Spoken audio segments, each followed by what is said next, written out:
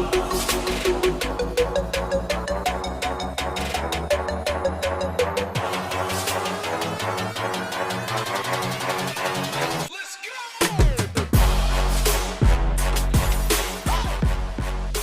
back to The Huddle is Real.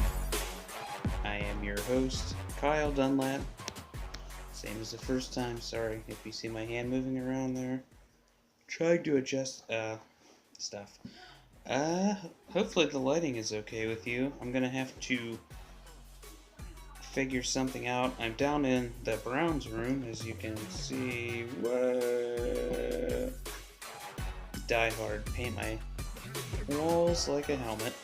I'm gonna have to figure some lighting out. I did all this upstairs, where I had my lighting and everything figured out, and that didn't turn out according to plan because my tablet decided to fuck me. So sorry for the language. Not really.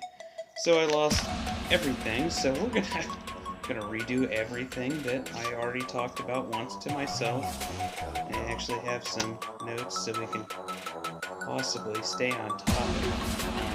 But that's doubtful. We're gonna lead this show off with some questions that I was asked. The first one is from Johnny Be Good, and he says, "How does Hugh Jackson still have a job?"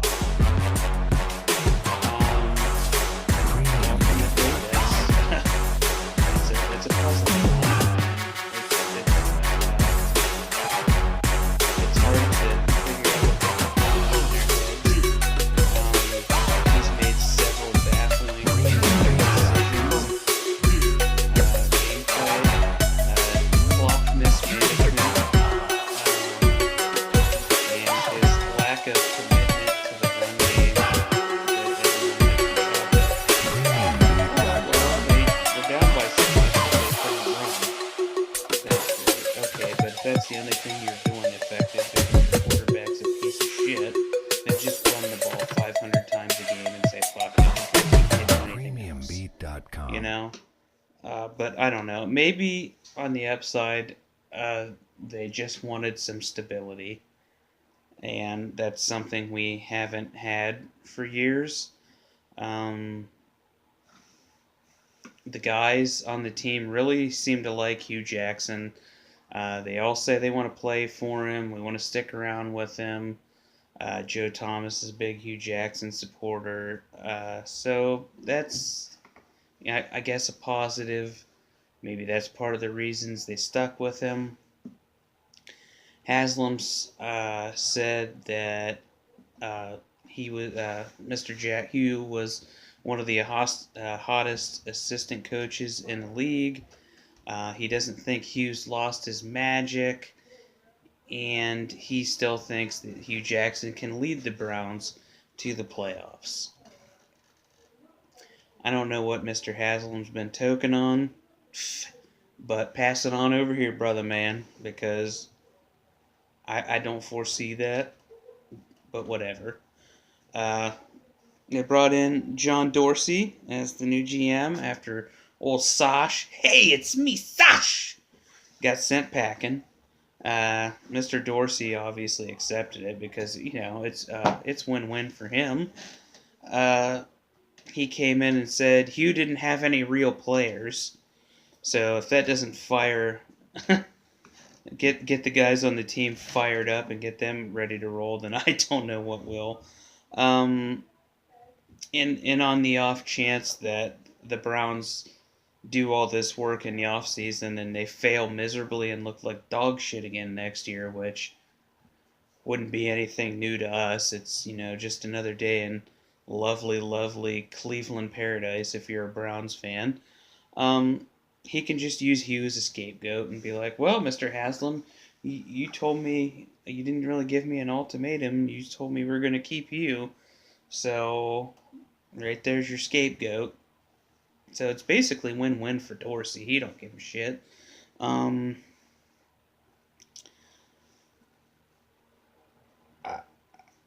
I guess maybe the whole decision is Haslam wants.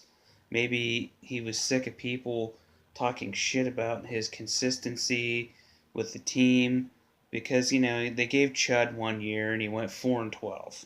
Okay, he gave Mike Pettin 2 years. He went 10-22. Hughes 1-31 in 2 seasons. I don't know why this is the guy you want to stick with. Maybe he didn't have real players. The roster was weak, but we're going to go over that roster later and cover some of that stuff. So I don't know. We'll stick with that. Um, Thanks for the question, though, old Johnny Be Good there. I appreciate that. I'll move on to the next one. It's from another John, not the same John. We'll call this old Super Seniority John. You know who you are. He wanted to know why this front office will be any different than the last front office. And will they be the ones to get it right? Well, John, I sure the fuck hope so. Sorry for the language again. Um, you would like to think so. John Dorsey was well respected.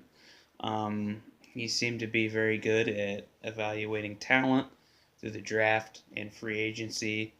And if you look at the Chiefs now, since Dorsey left, it kind of looks like they're blowing that whole thing up out there. They got rid of Alex Smith, sent him to Washington. Going to start the young kid. And then their number one corner, Marcus Peters, has 19 interceptions through 3 seasons, and they trade him to the Los Angeles Rams. So he's obviously good at eyeing up talent. He brought in the son of Hall of Fame executive Ron Wolf's son, Elliot Wolf, who is considered to be a rising star in the league from I believe he was the Packers. Alonzo Highsmith is going to be the VP of Player Personnel. He has 25 years of experience as a player, a scout, and an executive. So that's pretty exciting. You got to think with all that all the evaluating and that right there, and then you already have oh god, name's blanking me at this moment. Why is it Andrew Barry, and Paul DePodesta, Mr. Moneyball, who hasn't accomplished much, but he did give us a shit ton of cap space, and so you got to thank Sosh for that. With all the cap space they have, and the draft, the high arsenal, the laughable amount of draft picks, that they could do something with this. And then maybe the first person they should thank for that would be the guy that's now unemployed, and old Sosh, because he was the front runner there. They also brought Scott McLuhan, who's got plenty of experience. He's going to be, I believe, a consultant, so I'm assuming just draft related. Kind of his take, which he's a huge Baker, you touchdown maker fan, so that excites me. I too am a big Baker Mayfield fan, so I'd really like to see that turn into something. Okay. Before we get into the show, I'm also going to talk about the amount of idiocy that I've been reading on Twitter. People fighting and crying about how we need to take Saquon Barkley at number 1 and we shouldn't take a quarterback. These are also the same moronic fans that have been crying since 1999 that we don't have a franchise quarterback. Well, that's because every freaking year we trade back instead of taking the quarterback high, or we don't have the top pick to take a quarterback high because we're a couple spots back, so we don't try to go and get him. We trade back, and then or we trade back into the late 20s to take a Johnny fucking Football, who was a waste of a pick, or Brandon Whedon, who was 75 years old coming out of Oklahoma State. We have the number 1 pick, all right? you pick what quarterback you like the most. I don't care who it is, all right? I have the two that I like that I will accept as a Cleveland Brown. It'll probably be neither of them, and I'm going to have to get used to it. I don't know why. I don't care if they take the other two. I just want them to take a quarterback at one. I don't like the other two, but if that's who they like, fine. Take your quarterback. Come back at 4, and if you want to look at Saquon Barkley if he falls there, great. This running back class it's enormous. I think it's going to be plenty of talent at the back end that we don't need to take one at one. Maybe he's a generational talent. Maybe he's a future Hall of Famer. Maybe he's not. Maybe he comes to the NFL, doesn't know how to find the rush lanes, and is a complete and utter bust. Who knows? I don't know. Give me a quarterback. If he's still there at 4, then you have the debate of Fitzpatrick or Barkley. Doesn't sound like a bad problem to me. We need a fucking quarterback. Quit crying, people. I. But on the topic of quarterbacks, I really hope it's not Darnold or Josh Allen. If I hear one more person tell me that we need to draft John Allen or Josh Allen or Darnold, I'm going to lose my fucking mind. I don't see what is appealing about either of those guys. They looked awful. Josh Allen completed like 53% of his passes in college. That was in college. That's not even complicated scheme reading defenses. What the hell? What's he going to look like when he goes to the fucking NFL? That's Deshaun Kaiser 2.0 right there. And then it's because he's 6'5" and has a rocket arm. Okay. Well, I guess he can just go down to the bayou with another guy that was 6'5" and had a rocket arm and work the corner with him, old Jamarcus Russell, because that's what they both look like to me. They both needed to go back to college for another year. Neither one of them, oh God, need to be here. You can give me Josh Rosen with his injury concerns, or you can give me Baker, the touchdown maker, because that's who I want. And people seem to really hate on Josh Rosen for some reason, and I don't know why. Well, he was from UCLA, and he's not a leader. He's got injury concerns. He was at UCLA. They never won. They didn't win anything meaningful, so he's obviously not that good of a quarterback. I don't care how good of a quarterback you are. When your team has the 8th worst defense and gives up 480 plus yards per game, when you have the 15th worst rushing attack, when your wide receivers have a 13.2% drop rate, when your hitter sacked 92 times and pressured on 30% of your dropbacks, and yet it's going to be awful hard to win. And even through all that bullshit, he still completed 340 yards per game at 62%. It's pretty damn good. And he throws a pretty ball. As for the leadership accusations, you guys know as much as I do about that. Nothing. That's all speculation. That's all here or there bullshit.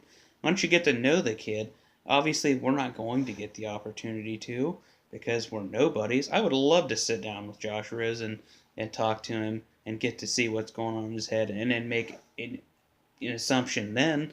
But I think he's a leader. As for the injury concerns, he had 2 concussions. Okay. He had shoulder injury. Yeah, his sophomore year, he followed it up for throwing for 4,000 some yards. Well, you think he's going to get killed behind our line? Well, I don't know. I think they're a top-tier line. Joe Thomas is a top 5 tackle in the league, maybe even higher than that. He's a future Hall of Famer. If he doesn't come back, okay, free agency, replace him. We'll find somebody. Joel Bitonio, got to be a top 10. He's probably a top 5 guard in the NFL. Kevin Zeitler, probably a top 5, top 10 guard in the NFL. I actually have all that stuff wrote down. We'll go over it later. Treader, top 20, top 15 center. Sean Coleman's the weakest link. You don't think we could protect him back there? Oh, Deshaun Kaiser got sacked a good bit. Half of his sacks were him scrambling into people because A, his wide receivers are worn open, or because he can't read a defense and ran into people. He sucks. But we'll get into that. Anyway, I'm going to take a quick break. That's not actually a break because I don't have any sponsors yet. So, if you want to sponsor me, even through all the problems here, maybe we'll get that in there then.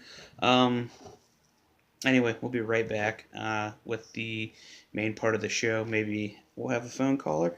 Maybe we won't. So, all right. And we're back here at The Huddle is Real. Right now, we're going to be going over. Woo! Try to adjust this situation here so we can sit this up here, bud. A little Canadian there, eh, bud? How's that look, bud? That look sits up higher there, bud? Oh god, I don't think that's sturdy as shit. I need a better setup down here. I didn't assume that this was going to happen. Yeah, this is not going to work. I didn't think that this was going to happen, but being down here, so I'm going to have to work on some lighting. I don't know how the sound's going to be. I'm going to have to review all this, so we'll work on that. Anyway, we're going to be going over the offense and the defense, seeing who stays, who goes, make some decisions. I got a text message. It says never mind there, so okay there, bud. All right, let's see what we got here. Let's start with quarterbacks. Top of the depth chart there. Deshaun Kaiser. He ranked as the number 37th ranked quarterback in the league, which I'm going to go ahead and think you can make some assumptions for yourself that that's very poor because there's only 32 teams. So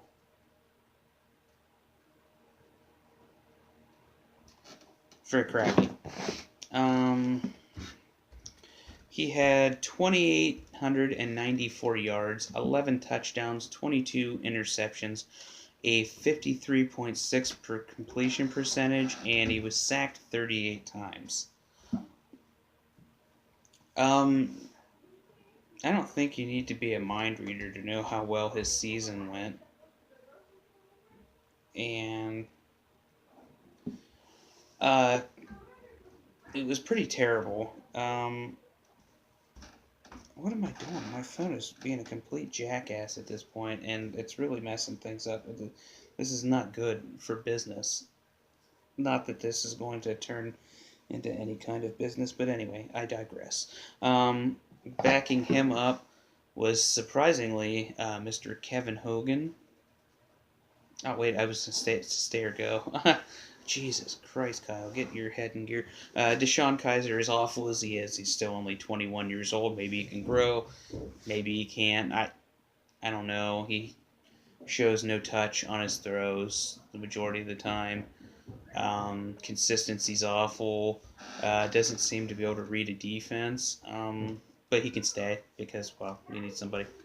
I assume we'll have a vet, and then we'll have Mr. Kaiser and the rookie that we draft, because that makes the most logical sense. Cody Kessler will go over next. He had 126 yards, no touchdowns, one pick, 47.8% completion percentage, and he was sacked 6 times in a very limited role. I don't know if you remember this. This goes back to old John Ross there. Johnny Be Good, your pick. How does Hugh have a job? Remember when we drafted Cody Kessler? Trust me. All right, Hugh. Great decision.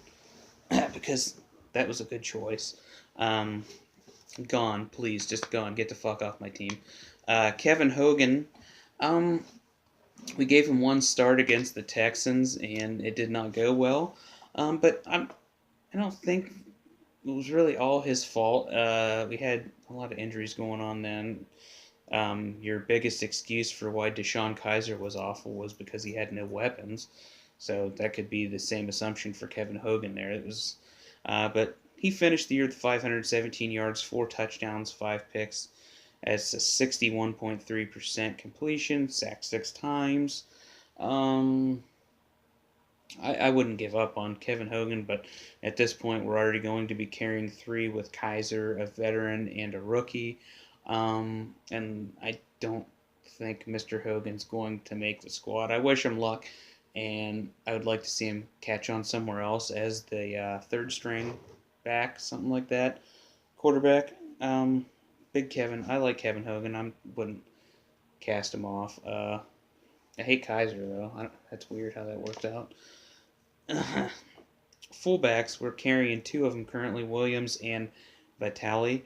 Uh, it's a fullback. How often do they get used? We'll have to wait and see what Todd Haley wants to bring to the table. I'm cool if they want to bring Vitali back. I don't have no hate for him. Uh, Running backs, we only had three that actually did anything worth noting.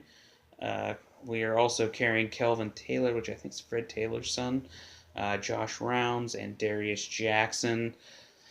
I guess you could bring him back for. We're going to need people on scout teams and special teams. But I don't know if all this will be brought back. And God knows I wasn't at their practices to be able to watch these guys. Like, wow, that guy's got it. I kind of remember a little bit Taylor at college. Darius Jackson, I believe, was at Eastern Michigan, so I watched a little bit of him as well. He's a little speedy guy. I'd say bring Taylor and Jackson back, and maybe you can practice squad them, something like that, or just let them try to get a spot and then cut them after the preseason. We'll see. Duke Johnson. Actually, we'll start with Matthew Days. He had 13 yards, no touchdowns, and a 2.6 average. Something he rarely got to use. Actually run the football or anything.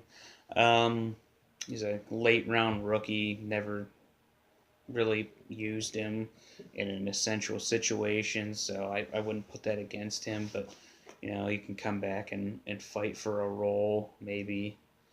I don't know, be considered with Taylor and all them. If they're going to draft a back, he's obviously going to have a tough time finding a spot, but you never know. Second would be the backup, which would be Duke Johnson, who played really well. He had 348 yards on a 4.2 average and 4 touchdowns. He also had 693 yards and 3 touchdowns through the air, which, in case you were wondering, yes, was our top receiver. Our backup running back was our number one receiver. That's how poor our receiving corps was. So, thumbs up for that bullshit. He obviously graded out as, I believe, an above average. I don't have his exact number. I think I wrote it down here somewhere. Let me go through said list at this time. Yeah, I think like 16th, which is like above average. So that's pretty good. Next would be Mr. Isaiah Crowell, which he's a free agent. Wow, there's a shock. Isaiah Crowell had 853 yards on the ground. That's a 4.1 average, 2 touchdowns, and I believe he had like 182 yards through the air as receiving. He never really boomed or busted, and a lot of that could be attributed to the fact that through 64 games with the Browns, he only had one game where he carried it more than 20 or more times, so it's quite fucking alarming.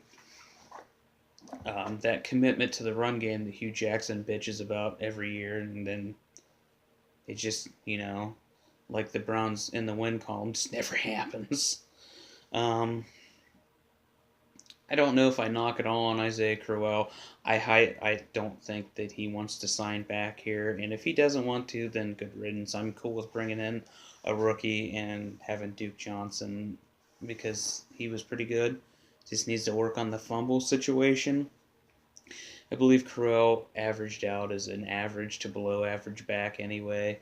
And it's not like our team was terrible at running. We still averaged I think we were 3 in rushing average. Number 3 in top 3. I think we were a 4.5. I think only the Chiefs and the Saints were higher than us in a rushing yards per carry average, which is pretty good considering as terrible as we supposedly are. But whenever you have 0 wins, I guess you can only run so much. Whatever. Oh, sorry, Chappie. I was supposed to wear my hair up with that for you. That's besides the point. Wide receivers. There's just a bunch of fucking names on here, and none of them did a goddamn thing. C.J. Board, whatever. You decide to put him on the fucking practice squad, sure, whatever. Could you stay? Yeah, cut him. I don't give a shit. Bryce Treggs, 79 yards through a whole season. Cut him. I don't give a shit. Matt Hazel did fucking absolutely nothing. Sorry, we lost our camera there for a minute, bud. Matt Hazel, bye. Bug Howard, nothing. I don't understand why we brought half of these guys in and never even put them on the field or seen them do any. How did they not record any fucking stats? Sammy Coates, 70 yards on 11.7 average.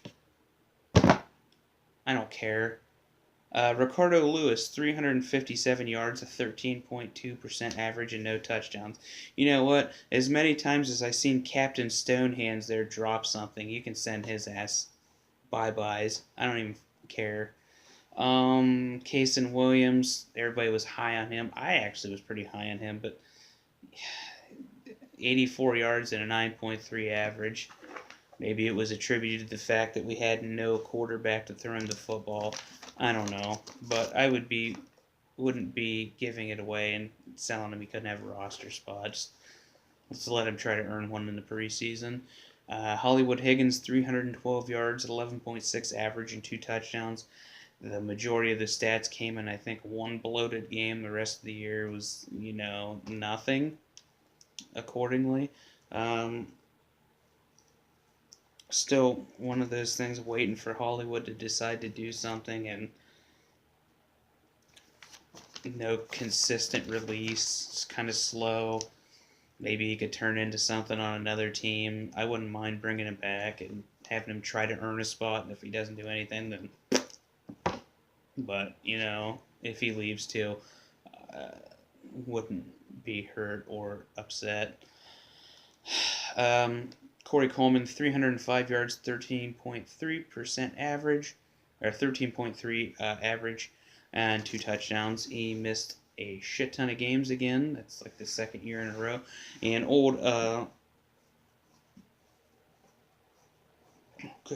serviceable Robbie says he won't be on the team. Well, Robbie, you're ignorant. Although I did see Tony Grossi write an article saying that he might be on his way out, which makes no sense to me. I just don't understand why you'd get rid of him. We have nobody on the team unless you can plan on doing a complete overhaul. Jarvis Landry's pretty much out of the question now. He got franchise tagged. Unless they're doing hey, let's tag him and see if we can trade him and get something. And I don't want to give up an arsenal of draft picks for a Jarvis fucking Landry.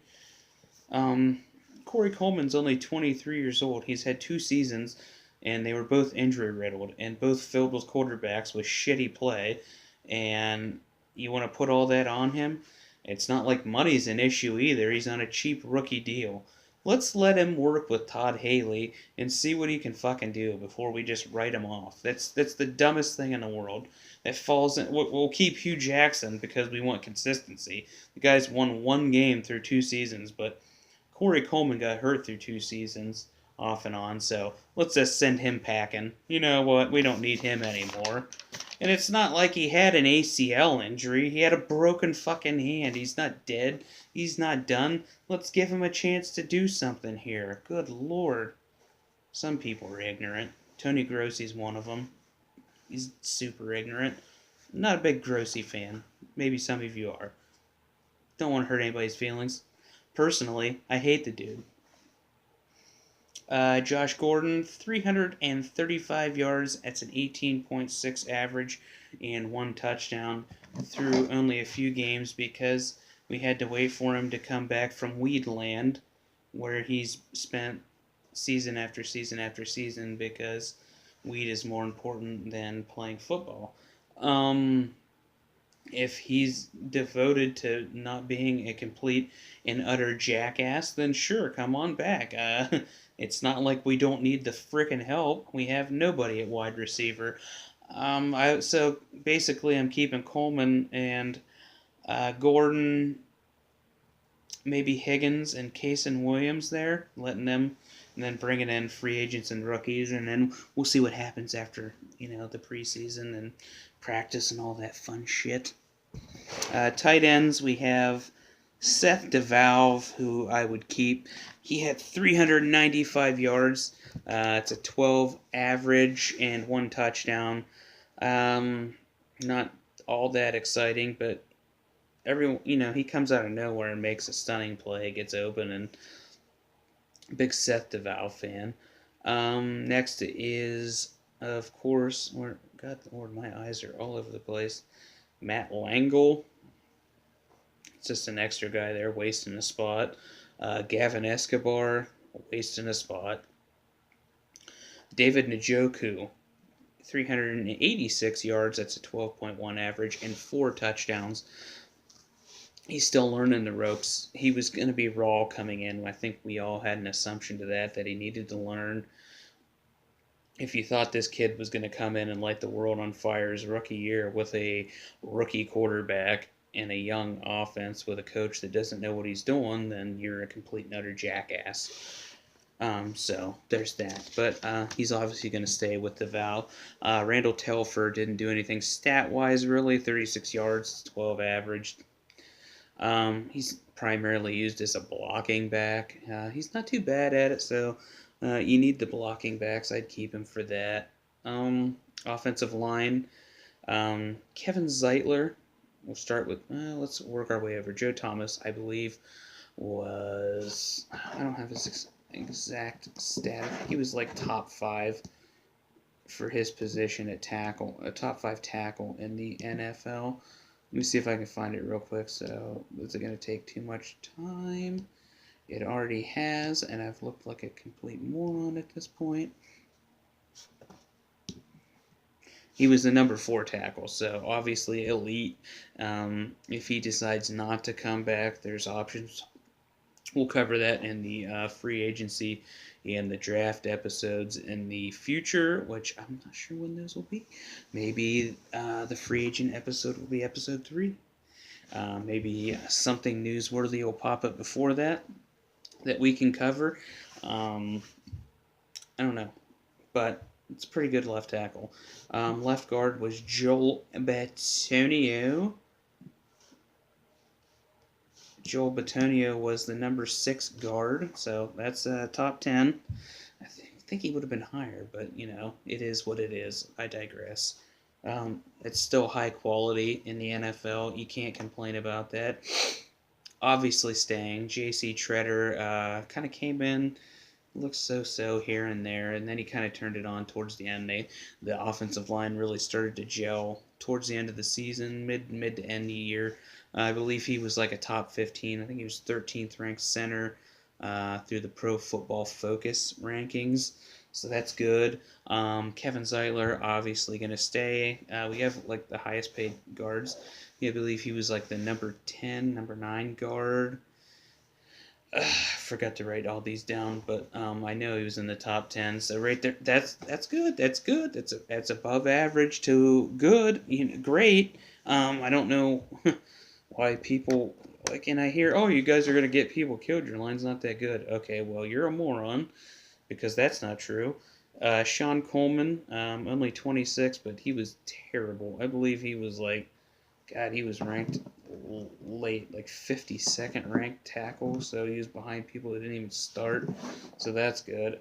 Committed a shit ton of penalties, and you could obviously tell whenever you watched them play that he was the weak link, because it would be him either committing a penalty or him getting completely toasted by whoever was lined up against him. But I would keep him and let him try to get a spot, but I would also highly search through free agency and the draft for someone to replace him because, hey, you take care of that right tackle spot. Joe Thomas comes back. You got an elite offensive line that can do some real damage, especially if you bring in a good quarterback.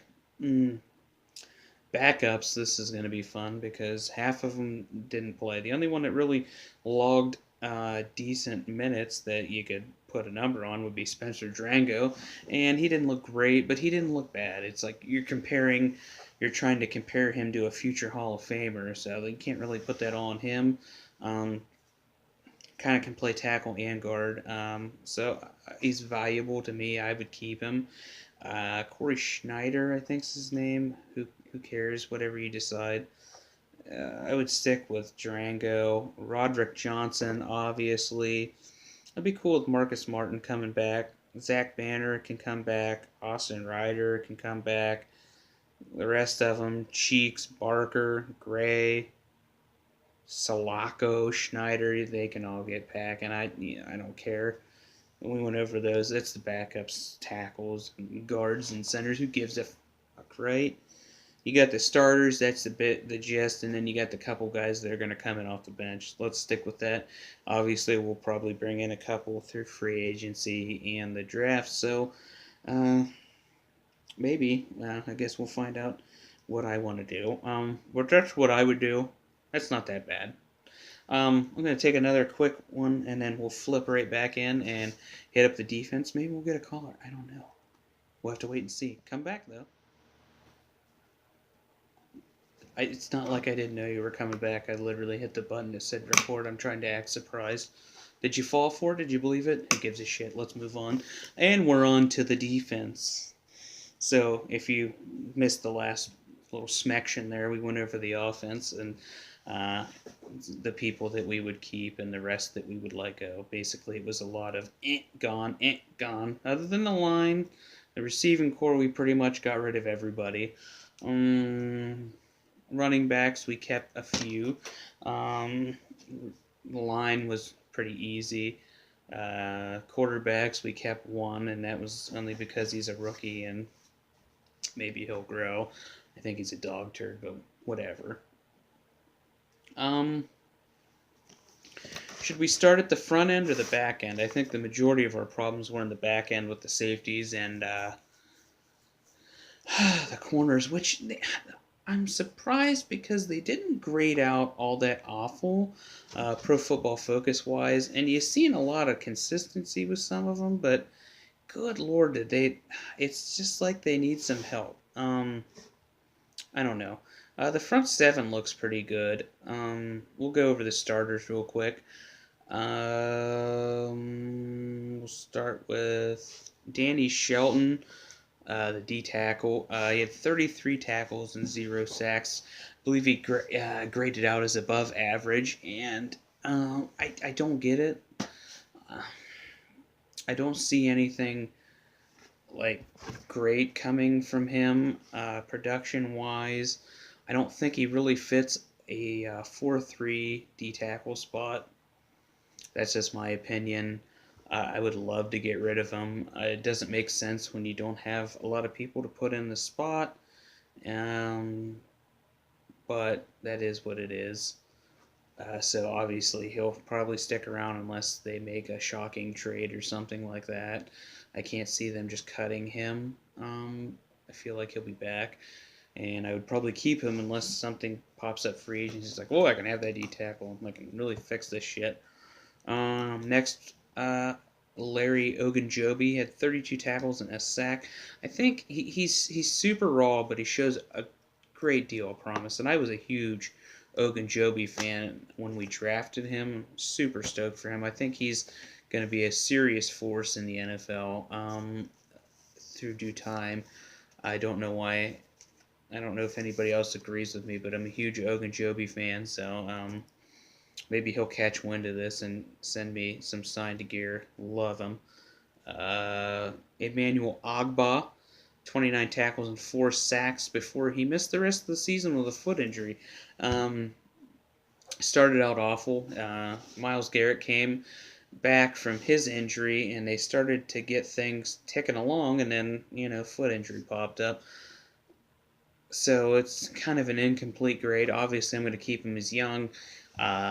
You want to think that him and Garrett together on the field would be a hellaciously dangerous duo and bring some serious excitement to the defense. So I'm going to hang on to him.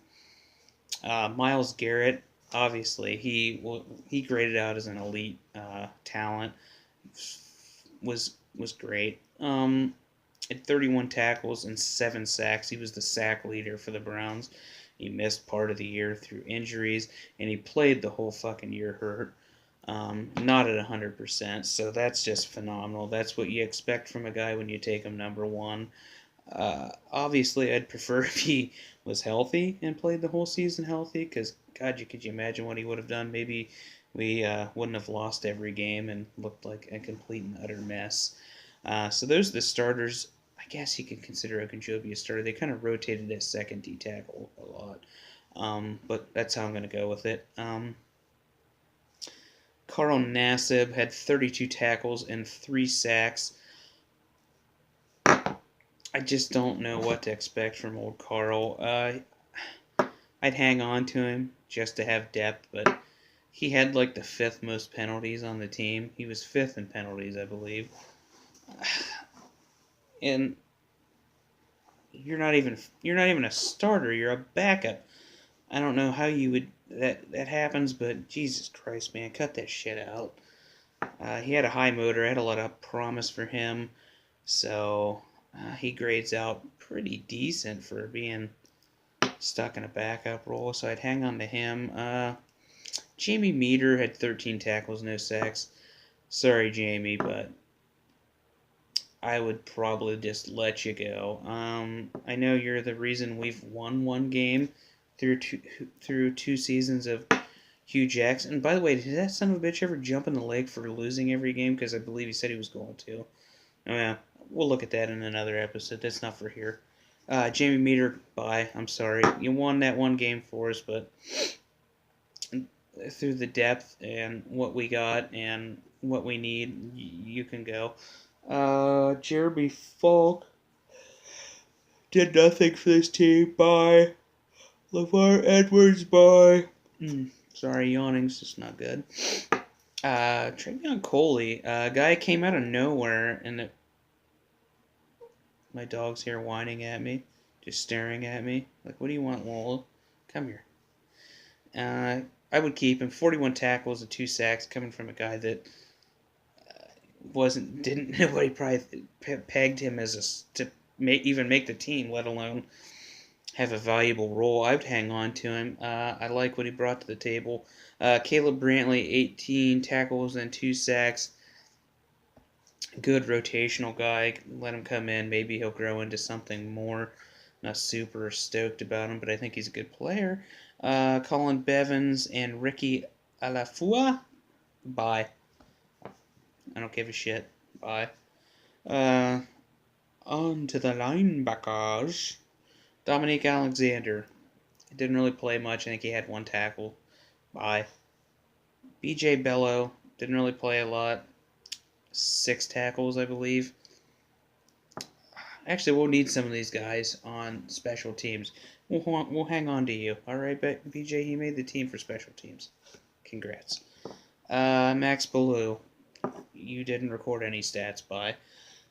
James Burgess. Kind of got forced to come in and play after Jamie Collins went down, so he had to start. And that's an awful lot to ask from an undrafted kid from Louisville, I believe. I don't think he graded out all that well, but he ended up 3rd in tackles on the team with 75 and 4 sacks, and that's pretty damn good.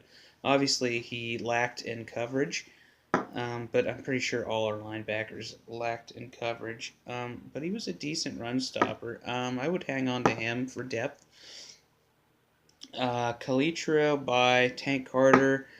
You were given the keys to the car. You played limited, and you looked like dog shit when you played. Made a shit ton of mistakes.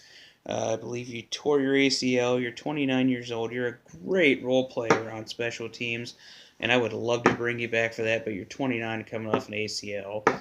Bye. Cash, I believe, was a D-back slash linebacker. Special teams, I don't really care. Jamie Collins, gave him all that money, had an MCL tear. We got 31 tackles, 1 sack, and 1 pick. I believe that 1 pick, we were all excited. I think that's where he actually tore his ACL, so yay. Josh Keys, whatever, special teams. Christian Kirksey, 138 tackles, 3.5 sacks, second on the team in tackles. We'll get to who was first later. Christian Kirksey, obviously, gave him all that money. He's staying. Obviously, he's not that great in coverage. Needs to get on that, though.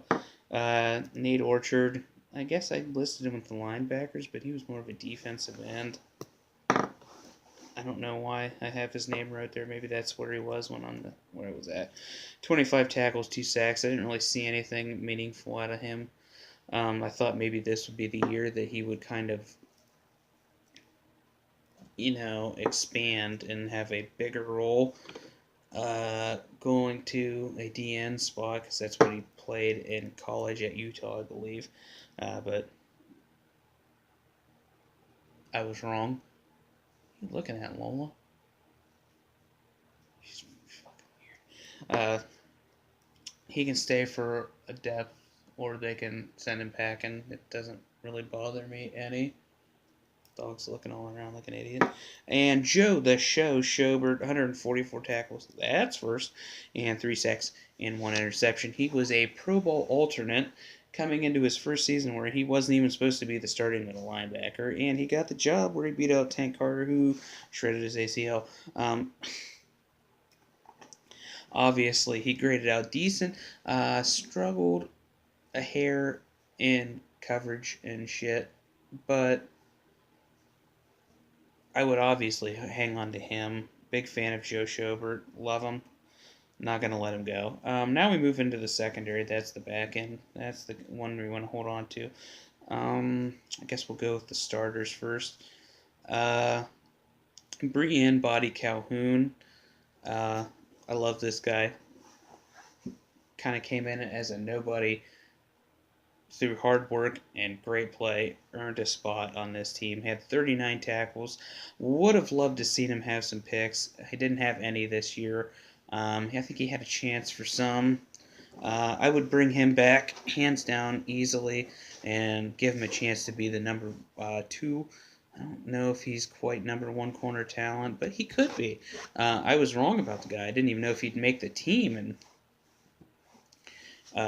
big, huge fan of Brienne. I love these guys that kind of come out of nowhere. Coley, Ogunjobi, late round pick, Body Calhoun. I like Nate Orchard. Never seen him show up. So, Jason McCourty, the old reliable vet, brought him in kind of like on a little deal here towards the end. And it was like, oh, maybe he'll do something for us. He's older. 65 tackles, no sacks, but he was the team leader with 3 interceptions. Graded out great. Was just an exceptional talent. Great veteran for the team with all these young guys. And obviously, I'd love to bring him back on a sweet, like a 1-2 year deal. I'd love to have him back with this team. I can't remember how long the contract was we gave him. I thought it was only 1 year, but I could be wrong. I'd have to dive into the numbers with that. I'd love to bring it back. He graded out really well. I loved what he did on the field. Jamar Taylor had half a sack and 65 tackles and no picks. That's your number 1 corner. You kind of want to see him do something. Not quite like the 2016 season he had, but he went from being the number 2 / kind of rotating around to being the number 1 after Joe Hayden was shipped out. So that's kind of understandable. So I would hang on to him unless you had a great idea who you wanted to be your number 1. I don't think McCourty or Calhoun can be a number 1, but if you have Trumaine Johnson, which could be a good fit considering Marcus Peters just got sent packing, to the Rams, so they'll probably let Tremaine Johnson walk. Maybe you bring him in as your number one. You have a Johnson, a McCourty, and a Body Calhoun. That's pretty stout. Plus, you could bring in another young kid like a Fitzpatrick, unless they feel he's more of a safety. I don't know where they want to use him at. It'll pretty much ultimately come down to team and what they feel his best position is. Derek Kindred, they used him as an in-the-box safety. He had 10 tackles for loss, which I think he led the team, maybe. I don't know. And 1 interception. He graded out really well. I'm a big Derek Kindred fan. Loved the guy ever since he was at TCU, and he played a whole season with a broken collarbone. That's just takes some serious cojones. That dude's that's a man right there. I'd obviously bring him back, hang on to him, keep him. Great player. Jabril Peppers. There's his name. What the hell? 57 tackles, no sacks, 1 interception. Graded terribly. Looked awful at times. Looked lost, but I feel like he would have done a lot more. He's obviously a great tackler. He struggled in coverage, which I kind of think we all knew was going to happen. But you played him like 50 fucking yards off the line of scrimmage. Bring him up. Attack the quarterback with him. Let him attack. Let him hit. That is what you're going to get for him. And then your other safety is your ball hawk that you play back. And that's how you should have been doing this. I don't know what I thought Greg Williams would have had a better head on his shoulders for that. And I don't want to doubt the guy, but I feel like that would have been a better decision. All right, and the rest of these chodes. Woo! Curry. You know what? He had a little bit of play time. I would bring him back, whatever. Have him try to earn a spot. He had 7 tackles and a sack on the year. Kai Nakua, big Kai Nakua fan. Loved him in the preseason. I was excited when he came back and they signed him from the practice squad. He got sent to the practice squad and then he came up to the main roster. Played a little bit, averaged 14 tackles. I'd love to have him back, have him try to earn a job. Porter, whatever. Bye. Rice, C.J. Smith, Darren Smith, whatever. If you think they're good, a good special teams guy, yeah, sure, whatever. Howard Wilson, I would bring him back. We kind of drafted him thinking we'd see something out of him. He got hurt and missed the whole year, so I'll bring him back. B.W. Webb, Corey White, whatever, gone. Michael Jordan, seen a little bit out of him. I'd bring him back. And that's the defense. Did you guys like that, huh? You want to talk about said things like that? I put the little thing before the show, the ways you can get a hold of us. I'll say it now. I'll go out, and then we'll come in and wrap this up. Maybe take a phone call if I can get a hold of someone for the show. I have people that wanted to call. I don't know if they have the time now, since the first recording took complete and utter shit. So I'll be right back. Hopefully you guys come back for the wrap up.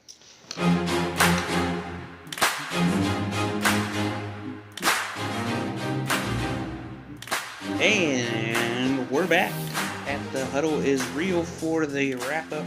Couldn't get any phone calls in. That's okay, guys.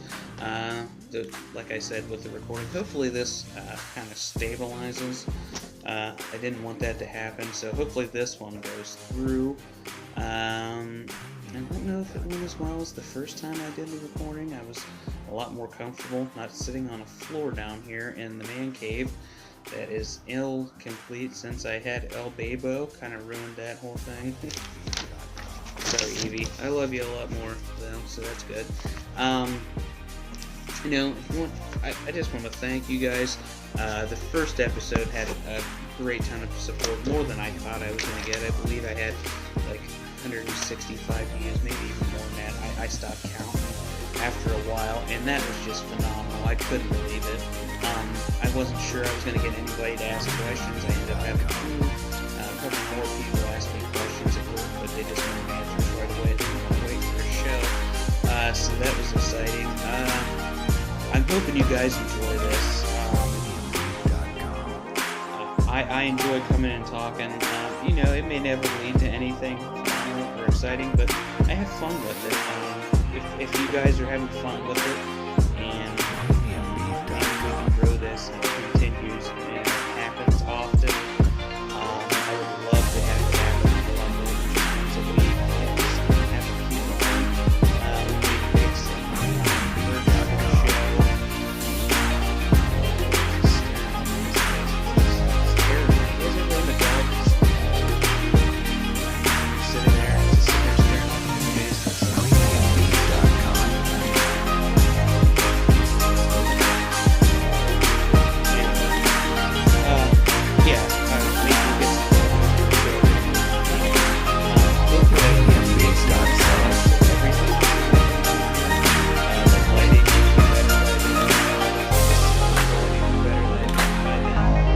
But I'm not going to jump into that unless this is something everybody's going to get into. And I'd love it. I'd love for that to happen. So if you're on Facebook, it's The Huddle is Real. Join the webpage, like it, leave comments, mail me, ask questions on the show. Some people can call into the show. I work in numbers. I want to have you guys part of those poll results. The first The Huddle is Real. I don't know how often I'll do that. I should probably that one up. It was, did you take it?